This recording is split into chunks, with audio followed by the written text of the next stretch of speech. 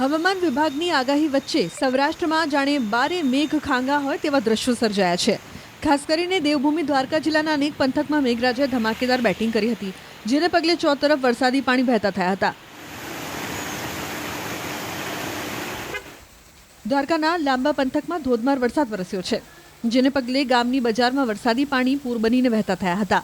બજારો જાણે નદીમાં ફેરવાઈ ગયા હોય તેવા દ્રશ્યો જોવા મળ્યા। તો નીચાણવાળા વિસ્તારોમાં પણ પાણી ભરાતા સ્થાનિકોએ હાલાકી ભોગવવાનો વારો આવ્યો।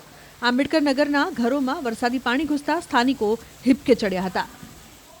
અમારું બધું વસ્તુ વરસાદનું તણાઈ ગયું। અમારા પપ્પા દીકરી તણાણા હતા, અમારા બાજુવાળા બધે બસાવ્યા, અમારા ઘરમાં કઈ રહ્યું નથી, બધું અમારું તણાઈ ગયું છે। અમારે કોઈ હજી કોઈ આવ્યું જ નથી જોવા। મારી છોકરી આપણી 11 વર્ષની તણાઈ ગઈ હતી અને એ પાણીમાં ફરાઈ ગઈ। આવ જોતા કોઈ અમારી મદદ કરતું નથી, કોઈ જોવા આવતું નથી।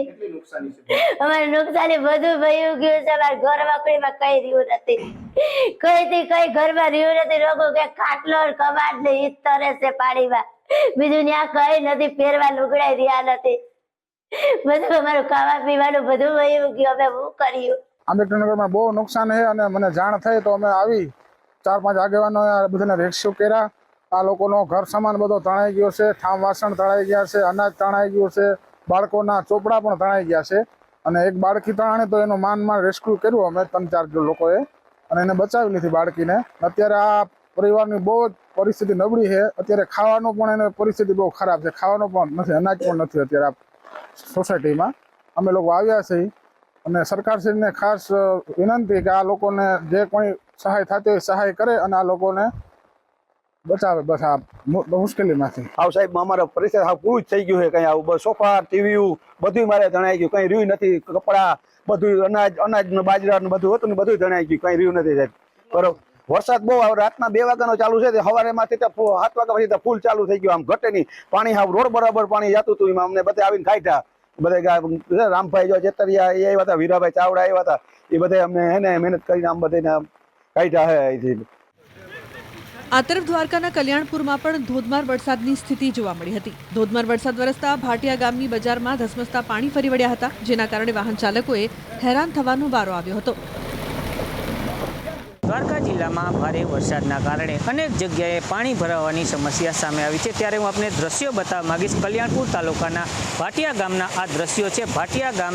ભાટિયા ગામથી ભોગાત ગામને જોડતા માર્ગ પર હાલ પાણી ફરી વળ્યા છે। ત્યારે આપ સીધા દ્રશ્યો જોઈ શકો છો, વાહન ચાલકો પણ પાણીમાંથી પસાર થવા મજબૂર બની રહ્યા છે। ભાટિયાથી ભોગાતને આ જોડતા માર્ગ પર હાલ ધસમસતા પૂર વહી રહ્યા છે। આપ સીધા દ્રશ્યો જોઈ શકો છો, આ જે દુકાનો છે તે દુકાનોની બાજુમાંથી પણ પાણી વહી રહ્યું છે। ધોધમાર વરસાદના કારણે અનેક જગ્યાએ રસ્તાઓ પર પાણી ફરી વળ્યા છે। ત્યારે દ્વારકા જિલ્લાના અનેક રસ્તાઓ પાણીમાં જળમગ્ન થયા હોય ત્યારે ભાટિયાથી ભોગાતને જોડતા માર્ગ પર પણ હાલ પાણી ફરી વળ્યા છે। તો બીજી તરફ દ્વારકા જિલ્લામાં ભારે વરસાદના કારણે ખેડૂતોના ખેતરો બેટમાં ફેરવાયા હોય તેવા દ્રશ્યો સામે આવ્યા હતા। Khambhalia Dwarka national highway road પર આવેલા ખેતરો વરસાદી પાણીમાં બેટમાં ફેરવાયા।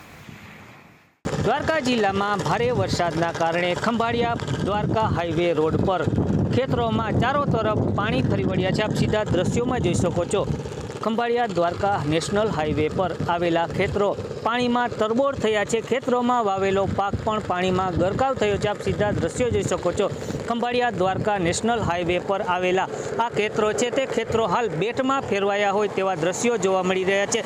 ભારે વરસાદના કારણે ગ્રામ્ય વિસ્તારમાં અનેક નદી નાળાઓ છલકાયા છે, ત્યારે ખેતરો પણ હાલ પાણીમાં તરબોળ જોવા મળ્યા છે। મુકુંદ મોકરિયા, ન્યૂઝ 18 ગુજરાતી, દેવભૂમિ દ્વારકા।